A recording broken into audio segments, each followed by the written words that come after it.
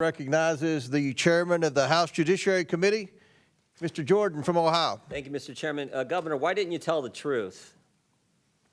Why didn't you just tell the truth about the Feeding Our Future program? This program, my understanding, received $3 million the first year. Within a couple years was getting $200 million of taxpayer money.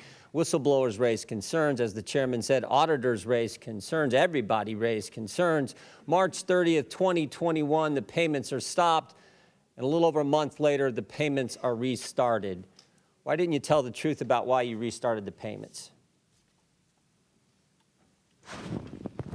Well, Chairman, we did tell you. And Feeding Our Future grew because of the pandemic. And I didn't ask that question. I said, why didn't you tell the truth about why you restarted the payments? The payments stopped because there were concerns, obviously. It wouldn't stop the payments. Then they're restarted a month later. What was the reason for restarting the payments? my understanding was the agency believed that the court had required them to make those payments. And that was false, wasn't it? You repeated that. You said that, didn't you? You said that's why the reason. You said the reason you restarted is because the court ordered you to do so. Is that right? I don't believe that is settled yet, to the best of my knowledge. Well, I think it is, because the court did something that I don't know if I've ever seen it. They issued a statement saying you were wrong in what you were saying.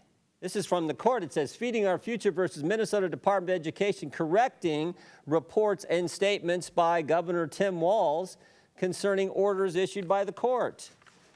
Here's what the judge says. Governor Tim Walz told the media that the Minnesota Department of Education attempted in payments to FOF because of possible fraud, but that Judge Guthman ordered payments to continue in April 2021. Next sentence, that is false. So you said something that wasn't true. He further states this, Judge Guthman, the court says this, Judge Guthman never ordered the Department of Education to resume payments to Feeding Our Future in April 2021 or at any other time. So I want to know, why didn't you tell the truth? Congressman, the attorneys at the Department of Education interpreted that differently. Both of those judges are no longer on the bench, and I think that interpretation. The very first sentence. The first 7 words. This is not some unnamed source talking to the New York Times. This is not some anonymous source talking to whatever your Minnesota Star Tribune or whatever your paper is. This is the court speaking. First sentence, first 7 words. Due to inaccurate statements by the governor, Ramsey County District Court judge has issued and authorized this following news release. That's pretty straightforward. So the court's lying? I can't tell you, Congressman, but the interpretation was Somebody's lying, because you can't say the court ordered you to restart the payments, and then the court says we didn't order you to restart the payments. So either you're lying or the court's lying. And I'm just asking you, which one is it? I just simply know what the attorneys at the agency believed, that it was a misinterpretation. And I would note that those payments. Could it be you were trying to hide behind the court, Governor? Could that maybe be the reason why you issued the statements you did and why the court had to do something you never see done before? They issue a press statement saying you're wrong. The governor is wrong. His statement is, their words, not mine, false. Could that be the reason? That was not the interpretation of the attorneys. And you know, court work, you can appeal those, Congressman, as you well know. I'm sure. Is it all about politics, Governor?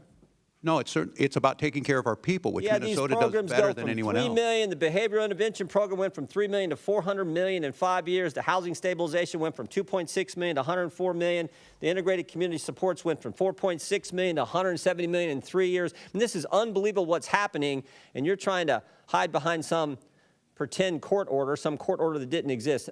Governor, who's Casey Magan? I don't know who Casey Magan is. Well, I'll tell you. Mr. Magan is a Somali American and a fraud investigator in the guy beside you's office, in the Attorney General's office. And here's what he said. There was a perception that forcefully tackling this issue might cause political backlash among the Somali community, which is a core voting bloc. Did that have anything to do with this whole fraud scheme that went on in your state, Governor? It did not, Congressman. It did not. So you're saying Mr. Casey Magan is lying too? I'm not.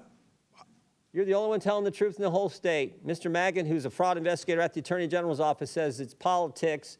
The court said I couldn't speak for Mr. Magan. You asked me a question. I know.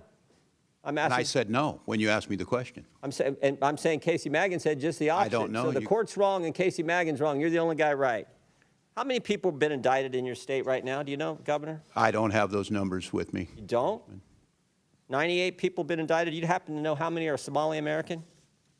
I don't. We don't investigate or prosecute people based on ethnicity, religion. Neither do I. We shouldn't do that. But Mr. Megan is a Somali American who just said that the core, one of the concerns was this is a core voting block. And I just want to know if you know how many of the 98 people who have been indicted in your state are Somali. I don't. Their ethnicity is not my concern. 85% of the people indicted were Somali American, key voting block. And I think that's what drove this whole thing. With that, I yield back. Gentlemen,